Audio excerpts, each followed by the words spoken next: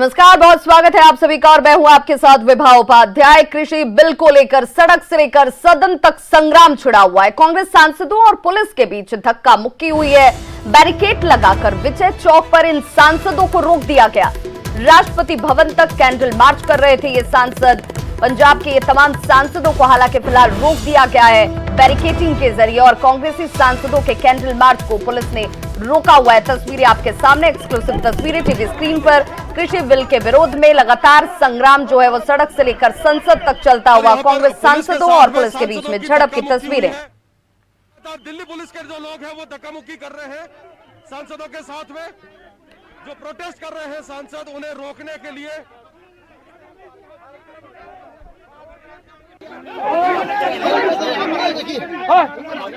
MP साहब क्या कहना है? एमपी साहब ठीक है क्या एमपी साहब क्या कहना चाहेंगे?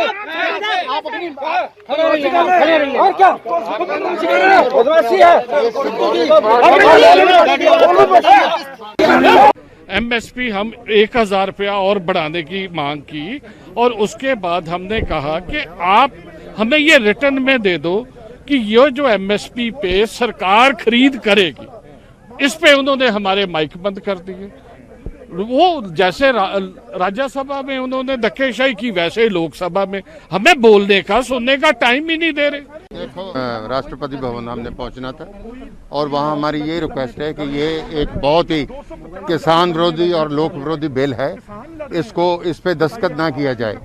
लेकिन ये जो यहाँ की फोर्स है उन्होंने यहाँ हमारे साथ आकर मैन हैंडलिंग की है और मैं समझता हूँ कि हमने ना तो 144 तोड़ी, वो तो लगी नहीं यहाँ, और हम पीसफुली जा रहे हैं। हम एनलाइटन करने जा रहे हैं कि ये एक बहुत ही भयानक बिल है। इससे देश का किसान खत्म हो जाएगा, देश का गरीब खत्म हो जाएगा।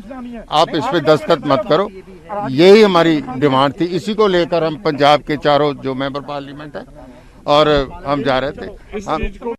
हमारी प्रोटेस्ट है कि जो डेथ वारंट पे राज्यसभा के बाद राष्ट्रपति जी ने साइन करने, उनको बोलने जा रहे हैं कि ये देखो किसान मर रहा है, आप साइन मत करो, क्योंकि लास्ट पावर उनके पास है। आज उन्होंने सारा दिन टाइम नहीं दिया, कल से टाइम अगर नहीं दिया। हम एक सिंबॉलिक प्रोटेस्ट कर रहे हैं कि भाई किसान पर मर रहा है, सब कुछ मर रहे हैं और कोई नहीं, 4 आदमी है। हमने 144 भी सब कुछ हमने समझ के उतने ही आदमी है जो इन लॉज हैं, कानून, लेकिन उन्होंने धक्का मुक्की की आकर जो गुंडे खिलाफ रखे हैं।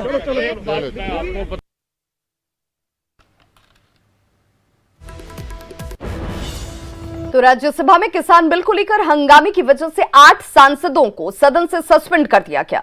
सभी 8 निलंबित सांसद गांधी की प्रतिमा के सामने धरने पर बैठ गए और विरोध के गाने गाते रहे। रविवार को राज्यसभा में जिस कदर हंगामा हुआ, उसकी वजह से सभापति वेंकैया नायडू ने इन सांसदों को सस्पेंड किया था। कितनी बेवा उजरती रहेगी, कितनी दुल्हन तड़पती रहेगी, जुल्म की आग में और कब तक जिंदगानी सुलगती रहेगी।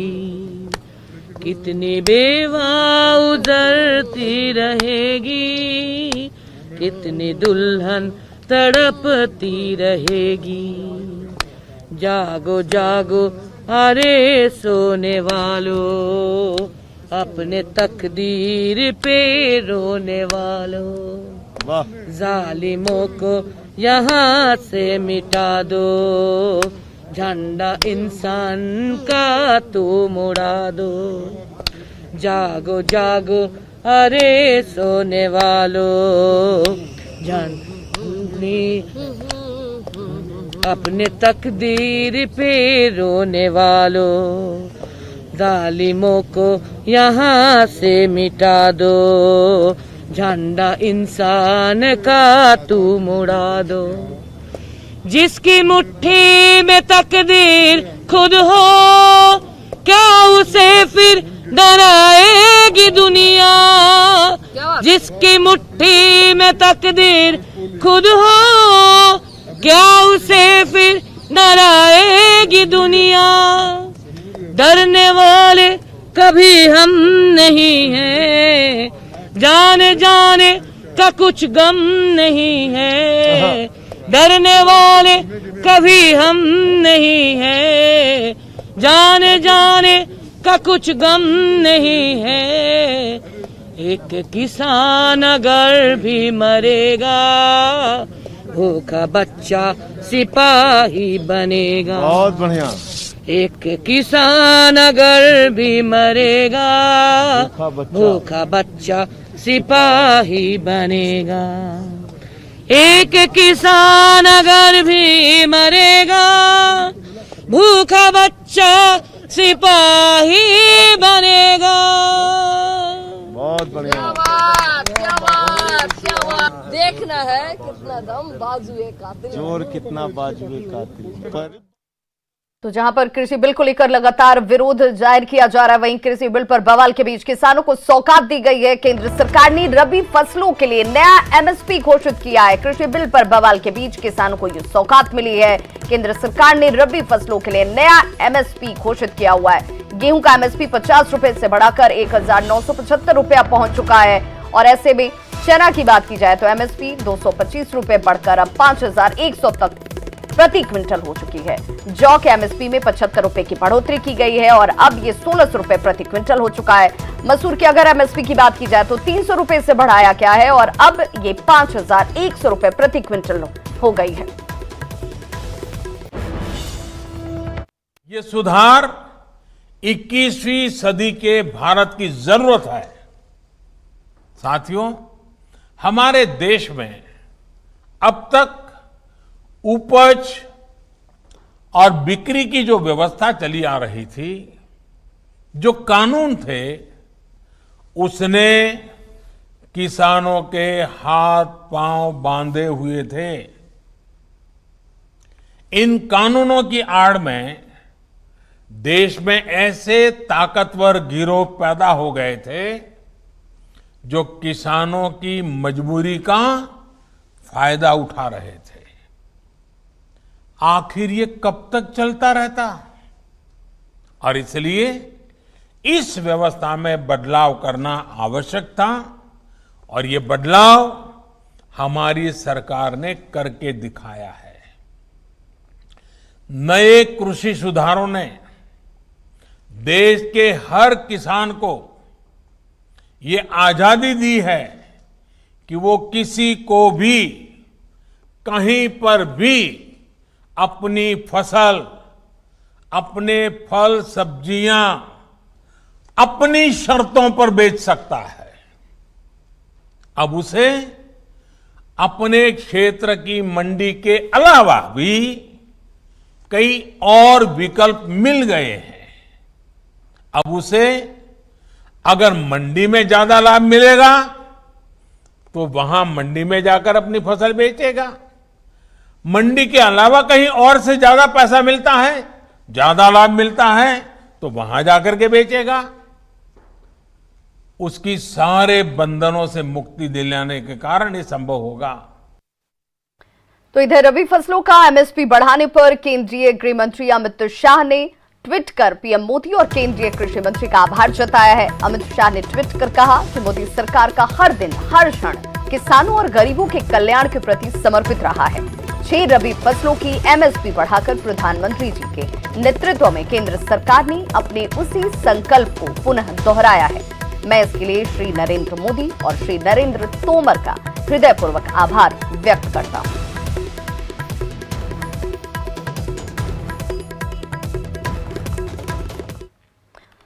और बड़ी खबर इस वक्त की कृषि बिल पर बीजेपी और अकाली दल आमने सामने आ गए हैं। एमएसपी पर टकराव साफ तौर पर सामने आता हुआ सुखबीर बादल ने विरोध इसे लेकर जाहिर किया है। गेहूं के एमएसपी में महज 50 रुपए की बढ़ोतरी से ये नाराजगी खुलकर सामने आती हुई सुखबीर बादल ने बताया कि ये बढ़ोतरी जो है वो बेहद मामूली है। किसानों को पहले ही उचित दाम नहीं मिल रहे थे और ऐसे में सिर्फ 50 रुपए की बढ़ोतरी सिर्फ ऊंट के मुंह में जीरे के समान है।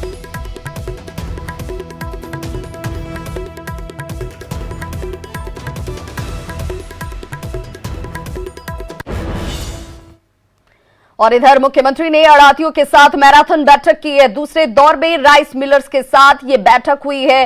डिप्टी सीएम दुष्यंत चौटाला भी इस बैठक में, जो कि दूसरे दौर की बैठक थी, इसमें मौजूद थे। 1 अक्टूबर से खरीद के लिए ये तैयार है। और ये बड़ी खबर इस वक्त सामने आती हुई एमएसपी पर खरीद को लेकर बातचीत की गई है।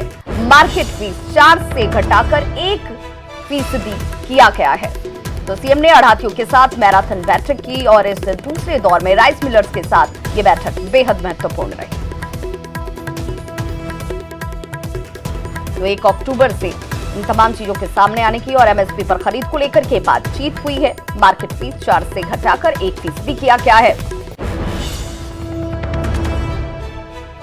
तो मुख्यमंत्री ने आढ़तियों के साथ ये मैराथन बैठक की और ये बैठक कई मायनों में बेहद खास और महत्वपूर्ण हो जाती है। हालांकि ये दूसरे दौर की बातचीत थी जिसमें राइस मिलर्स के तमाम जो लीडर्स थे वो बैठे हुए थे और उनके साथ ये बातचीत की गई है। एमएसपी पर खरीद को लेकर के ये बातचीत बेहद महत्वपूर्ण। और इस बैठक में ये बताया जा रहा है कि जो मार्केट फीस है उसे 4 से घटाकर 1 किया गया है। हालांकि और क्या क्या मुद्दों को लेकर के बातचीत हुई, किस तरह की ये बातचीत रही, और ऐसे में ये जानकारी के लिए हमारे साथ इस वक्त चंडीगढ़ से सीधे जुड़ रहे हैं अंकित दुदानी। अंकित, इस बैठक को कई मायनों में देखा जाए तो बेहद महत्वपूर्ण, लेकिन खास अगर बातचीत की जाए तो किन किन मुद्दों को लेकर के बातचीत हुई है? बिल्कुल, आढ़तियों के साथ जो बैठक हुई है तो कहीं ना कहीं सफल रही है बैठक, और लगातार यही बात आ रही थी कि आढ़तियों के बीच विरोध है, क्योंकि जब से किसान आंदोलन हुआ है, किसानों के लिए अध्यादेश आए हैं, तो जो मार्केट फीस जो है उसको घटा दिया गया है और वो उसके ऊपर सहमति बनी है कि मार्केट फीस को घटा दिया गया है। जहां आढ़तियों से के साथ खरीद करने की बात थी कि आढ़तियों के माध्यम से खरीद की जाए, तो उसको लेकर के भी फार्मूला निकाला गया है कि आढ़तियों के माध्यम से भी खरीद की जा सकती है।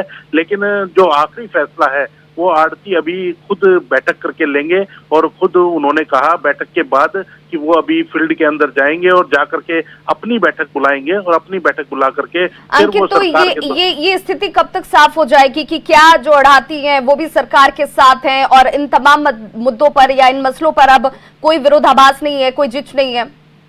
बिल्कुल, आज ये स्थिति साफ हो जाएगी, और क्योंकि एक कमेटी भी बनाई गई है जो पीके दास हैं, संजीव कौशल हैं, अतिरिक्त मुख्य सचिव हैं कृषि विभाग के और खाद्य एवं आपूर्ति विभाग के, तो ऐसे लोगों की जो बड़े बड़े अधिकारी हैं उनकी कमेटी भी बनाई गई है, और वो तय करेगी कि किस तरह से अब खरीफ की जो फसल है, रबी की फसल है, वो उसकी खरीद होगी। तो वो सारी चीजें अब तय होंगी। आज ये स्थिति क्लियर होने की उम्मीद है। चलिए, बहुत बहुत शुक्रिया अंकित इस तमाम जानकारी के लिए।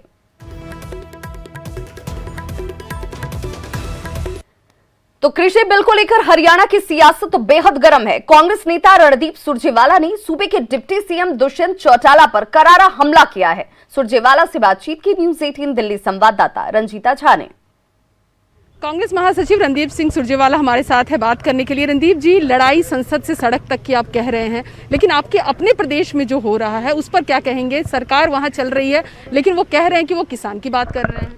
पूरे देश में अब एक बात साफ है, मोदी जी किसान के लिए हानिकारक हैं, मोदी जी खेत और खलिहान के लिए हानिकारक है।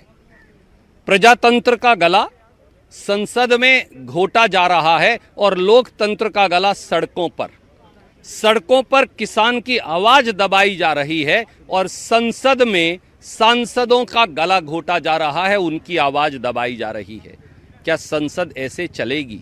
3 काले कानून जो मोदी सरकार लेकर आई है, खट्टर सरकार और दुष्यंत चौटाला जिसके साथ खड़े हैं, ये सबसे किसान विरोधी कानून हैं। क्या दुष्यंत चौटाला जवाब देंगे? कितनी मलाई और खाओगे? दुष्यंत चौटाला जी, सत्ता से कितने और चिपकते जाओगे? मोदी जी की गोदी में कितने और बैठते जाओगे? खट्टर साहब के साथ जफियां कितनी और पाते जाओगे? किसान मर रहा है, किसान पिट रहा है, दुष्यंत चौटाला सत्ता की मलाई खा रहे हैं। कब देंगे इस्तीफा? डूब मरो, शर्म करो अगर अभी भी इस्तीफा नहीं देते तो। लेकिन आरोप तो कांग्रेस पर भी लग रहा है कि जो मैनिफेस्टो आप लोगों ने जारी किया था उसमें तो आपने भी यही वादा किया था। जी बिल्कुल नहीं। देखिए हमारा मैनिफेस्टो निकालकर हमने लिखा 50-40 किलोमीटर आज भी मंडियां हैं, हम उनको 3 किलोमीटर पर बनाएंगे। इस देश में 40,000 किसानों की मंडियां हैं जिन्हें एपीएमसी कहते हैं। हमने कहा उनका नाम बदलकर इन्हें किसान मार्केट रखेंगे और हर 5 किलोमीटर पर, 7 किलोमीटर पर किसान की फसल ताकि बिक सके वो मंडियां बनाएंगे। क्या किसान के पक्ष की बात करना पाप है?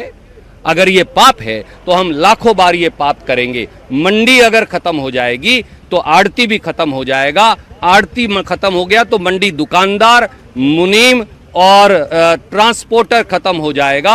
अगर किसान खत्म हो गया तो अनुसूचित जाति पिछड़े वर्गों के लोग खत्म हो जाएंगे और आखिर में फिर राशन भी खत्म हो जाएगा। इन सबको अगर खत्म करने से बचाना है तो मोदी और खट्टर और दुष्यंत चौटाला को हटाना है, यही एक तरीका है। धन्यवाद। तो रणदीप सुरजेवाला थे हमारे साथ बात करने के। उन्होंने साफ तौर पर कहा कि हरियाणा में जिस तरह से बीजेपी और जेजेपी सरकार बनाई हुई है और अभी भी इतने जो तकरार है किसान मुद्दे को लेकर, किसान बिल को लेकर, उसके बाद भी अब शर्म आनी चाहिए, वहाँ सरकार खत्म होनी चाहिए, जेजेपी को किसान के हक के लिए खड़ा होना चाहिए। कैमरा पर्सन सोनू के साथ रंजीता झा, न्यूज़ 18 नेटवर्क। इधर कृषि बिल को लेकर सुखबीर सिंह बादल के नेतृत्व में अकाली दल के प्रतिनिधिमंडल ने राष्ट्रपति से मुलाकात की और इस बिल पर हस्ताक्षर नहीं करने की अपील की। वहीं न्यूज़ 18 से एक्सक्लूसिव बातचीत में सुखबीर बादल ने कहा कि किसानों की शंकाएं दूर होनी चाहिए। ये बिल किसानों के खिलाफ है और अकाली दल किसानों की आवाज उठा रहा है। हम चाहते हैं कि राष्ट्रपति हमारी बातें सुने। सिंह बादल हमारे साथ बात करने के लिए पहुंचे हैं। डेलीगेशन राष्ट्रपति भवन पहुंचा था। सर, क्या मांगे रखी? मुलाकात सकारात्मक रही? ਅਸੀਂ ਅੱਜ ਦੇਸ਼ ਦੇ ਰਾਸ਼ਟਰਪਤੀ ਜੀ ਨੂੰ ਮਿਲ ਕੇ ਆਏ ਹਾਂ। ਅਸੀਂ ਐਮਪੀਜ਼ ਇਕੱਠੇ ਗਏ ਸੀ ਤੇ ਬੇਨਤੀ ਕਰਨ ਗਏ ਹਾਂ ਕਿ ਰਾਸ਼ਟਰਪਤੀ ਜੀ ਆ ਜਿਹੜਾ ਐਕਟ 3 ਆਰਡੀਨੈਂਸ ਦਾ ਉਹਨੂੰ ਸਾਈਨ ਨਾ ਕਰਨ, ਕਿਉਂਕਿ ਰਾਸ਼ਟਰਪਤੀ ਸਾਈਨ ਨਹੀਂ ਕਰਦੇ ਤੇ ਐਕਟ ਨਹੀਂ ਬਣ ਸਕਦਾ। ਅਸੀਂ ਕਿਹਾ ਦੇਸ਼ ਦੇ ਕਿਸਾਨ ਨਹੀਂ ਚਾਹੁੰਦੇ ਐਕਟ, ਜਿਨ੍ਹਾਂ ਵਾਸਤੇ ਬਣਾਇਆ ਜਾਂਦਾ ਹੈ, ਜਿਨ੍ਹਾਂ ਵਾਸਤੇ ਜੇ ਚੀਜ਼ ਬਣਾਈ ਜਾਏ ਉਹ ਆਦਮੀ ਖੁਸ਼ ਨਹੀਂ ਤੇ ਫਿਰ ਐਕਟ ਦਾ ਕੀ ਫਾਇਦਾ। ਸੋ ਇਸ ਕਰਕੇ ਅਸੀਂ ਕਿਹਾ ਸੀ ਕਿ ਕਿਸਾਨ ਚਾਹੁੰਦੇ ਹੈ ਕਿ ਇਹ ਬਿਲਕੁਲ ਰੱਦ ਕੀਤਾ ਜਾਏ। ਕਿਸਾਨਾਂ ਦੇ ਮਨ 'ਚ ਡਰ ਹੈ ਕਿ ਕਾਰਪੋਰੇਟ ਘਰਾਣੇ ਆ ਕੇ ਉਹਨਾਂ ਦੀ ਜ਼ਮੀਨਾਂ ਲੈ ਜਾਣਗੇ, ਉਹਨਾਂ ਦੀ ਫਸਲਾਂ MSP ਤੋਂ ਘੱਟ ਲੈਣਗੇ ਤੇ ਉਹ ਮੋਨੋਪੋਲਾਈਜ਼ ਕਰ ਜਾਣਗੇ ਤੇ ਸਾਡਾ ਜਿਹੜਾ ਮੰਡੀ ਸਿਸਟਮ ਖਤਮ ਹੋ ਜਾਊਗਾ। ਸੋ ਆ ਸਾਰੀਆਂ ਚੀਜ਼ਾਂ ਬਹੁਤ ਸ਼ੰਕਾ ਹੈ ਤੇ ਜਿਹੜੀਆਂ ਸ਼ੰਕਾ एक्चुअली सरकार ਨੂੰ ਪਹਿਲੇ दूर करनी चाहिए ਸੀ। तो क्या लगता है कि राष्ट्रपति जी तो बिल भेजेंगे नहीं, वहाँ पे साइन भी नहीं होगा। साइन हो गया तो कानून बन जाएगा, मगर किसानों का प्रोटेस्ट जारी है, किसान सड़कों पर है, राजनीति उफान है। सी किसान तो जिन्ना तक उन्होंने गल्लां नहीं मनिया जांदियां, किसान तो अपना फैसला लेंगे। फिर आप लोग क्या करेंगे? क्या आप लोग गठबंधन? साडी पार्टी मीटिंग करेगी, उसके बाद उदो फैसला करांगे। एनडीए साथ गठबंधन रहेगा? मैं वही कह रहा कि पार्टी फैसला कर दी है, कला मैं तो फैसला कर नहीं सकता। मैं तो हले इत्थे पार्लीमेंट च जो पंजाब जावांगे तो उसके बाद मीटिंग सदांगे, सारी काडर नूं बुलावांगे, सारे MLAs नूं बुलावांगे, फिर सारा डिस्कस करांगे। एक आखिरी क्वेश्चन, लोग कह रहे हैं कि विपक्ष कह रहा है कि शिरोमणि अकाली दल ने राजनीतिक फायदा उठाने के लिए ये सब कुछ किया, ये पूरा राजनीतिक ड्रामा है, इस पे क्या कहते हैं? फिर विपक्ष क्या कर रहे हैं? वो क्या कर रहे हैं? हम शिरोमणि अकाली दल किसानां दी पार्टी है। पूरी जिंदगी सताब प्रकाश सिंह बादल देश के सब तो जो आज़ादी के बाद के किसान लीडर का नाम लिता जाए, सताब प्रकाश सिंह बादल का है। सताब प्रकाश सिंह बादल ने 16 साल जेलां कट्टियां किसानों वास्ते। आ साडा विरसा है, असी सदा लड़ते रहते, असी किते सियासत नहीं की, असी लड़ाई लड़ी है, असी जेलों च गए हैं। दसो किहड़ी पोलिटिकल पार्टी कांग्रेस है किते एक घंटा भी किसी गरीब वास्ते कोई कुर्बानी दी है? साफ तौर पे सुखबीर सिंह बादल का कहना है कि सुखबीर सिंह बादल की शिरोमणि अकाली दल पार्टी किसानों की पार्टी है और किसानों की मांग जारी रहेगी जब तक इस बिल को वापस नहीं लिया जाता। कैमरा मुनमुन के साथ मैं रवि कुमार मिश्रा, न्यूज़ 18 नई दिल्ली। तो कोरोना को लेकर क्या कुछ अपडेट है, न्यूज़ 18 आपको लगातार बताता हुआ, और हरियाणा से जुड़ी 10 बड़ी बातें हम आपके सामने रख रहे हैं। हरियाणा में कोरोना के 1818 नए केस सामने आ चुके हैं, जबकि 28 लोगों ने अपनी जान गंवा दी है। कोरोना से अब तक 1177 लोगों की मौत हो चुकी है। पिछले 24 घंटे की बात करें तो 2187 मरीज रिकवर हुए हैं जो इस संक्रमण से संक्रमित थे। गुरुग्राम में 314 और फरीदाबाद में 251 नए मामले सामने आए हैं। करनाल और हिसार की बात करें तो 104 यानी कि ये संख्या जो है एक दिन में 24 घंटे में यहां तक पहुंच चुकी है। कुरुक्षेत्र में 99, रोहतक में 96, अंबाला में 92 नए केस सामने आए हैं। सिरसा में 89, रेवाड़ी में 82, यमुनानगर पानीपत में 79 केसेस। तो कोरोना का कुल आंकड़ा जो है 1,13,000 को पार कर गया है। प्रदेश में 90,884 मरीज इस संक्रमण के बाद ठीक हुए हैं। फिलहाल एक्टिव मरीजों की संख्या 21,014 बताई जा रही है।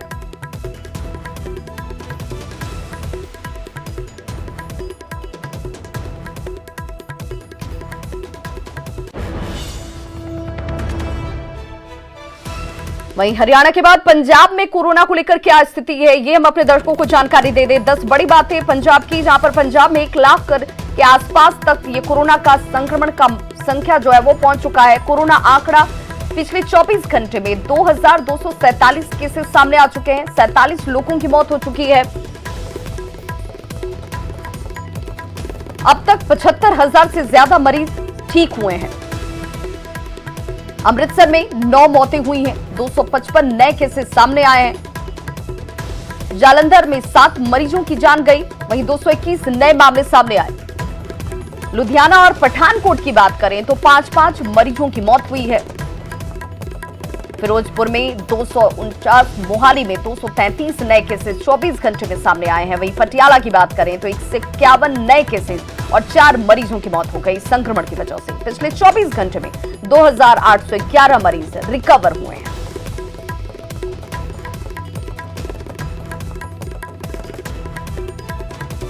तो हरियाणा और पंजाब के बाद अब हिमाचल में क्या स्थिति है कोरोना को लेकर, वो हम अपने दर्शकों को अपडेट कर दें। तो कोरोना के 300 नए केसेस सामने आ चुके हैं। अब तक 288 लोग इस संक्रमण के बाद ठीक हुए हैं। वहीं 24 घंटे में 7 मौतें हुई हैं। अब तक 124 लोगों ने इस संक्रमण की वजह से अपनी जान गंवाई है। कोरोना का कुल आंकड़ा जो है वो 12,438 तक पहुंच गया है। एक्टिव केसेस की बात करें तो 4,458, ये कांगड़ा में 57, हमीरपुर में 39, चंबा में 27, शिमला में 25, सोलन में 24, ये वो संख्या है जो अब तक संक्रमण को लेकर 24 घंटे में सामने आई है।